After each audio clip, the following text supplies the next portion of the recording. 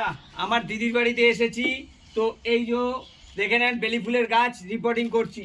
ওখানে দুটো বেলি ফুলের গাছ রিপোর্টিং হয়ে গেছে। এই যে দেখে নেন বেলি ফুলের গাছ রিপোর্টিং, এই যে এই দুটো রিপোর্টিং করেছি। একদম হালকা টব, এই দেখেন টব একদম হালকা করে ফেলেছি, একদম হালকা টব। কোনো কত বড়ই হোক, যদি আপনাদের কাছে শুকনো পাতা না থাকে, শুকনো পাতা না থাকে, ড্রেনেজের জায়গাতে কি করব, এই যে ড্রেনেজের জায়গাতে ছোবা, এই ছোবা কুচি করে ভালো করে কুচি করে দিয়ে দেব।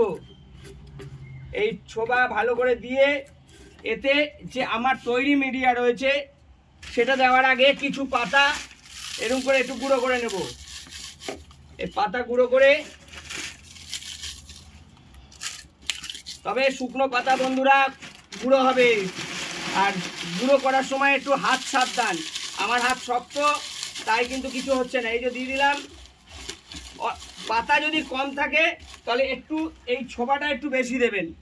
আর আমার এই যে তৈরি মিডিয়া রয়েছে, এই তৈরি মিডিয়া এই যে দিয়ে দিলাম।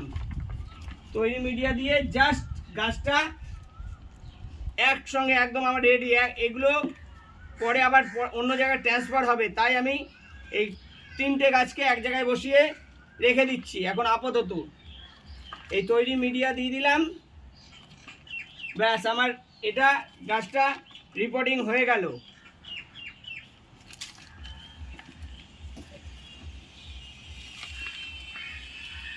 আর মিডিয়া তৈরি করতে গেলে কি কি লাগবে বন্ধুরা, আমার কিন্তু প্রত্যেকটা ভিডিওতে বলি যে মিডিয়া কিন্তু অবশ্যই দেখতে হবে, আর গাছে জল দেওয়ার এটা দেখতে হবে। ব্যাস এই যে হয়ে গেল।